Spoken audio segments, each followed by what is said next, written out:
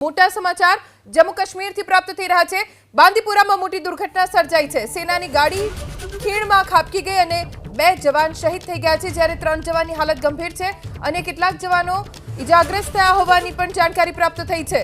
સેનાની ગાડી ખીણમાં ખાબકી ગઈ, કેટલી ફૂટ ઉપરથી નીચે પડી છે ખીણમાં તેની હજી કોઈ જાણકારી પ્રાપ્ત નથી થઈ, પણ 2 જવાન વીરગતિ પામ્યા છે, જ્યારે અન્ય 3 જવાનની હાલત ગંભીર હોવાનું જાણવા મળ્યું છે। हमारा संवाददाता आसिफ कुरैशी पास से વધુ जानकारी प्राप्त करीशु।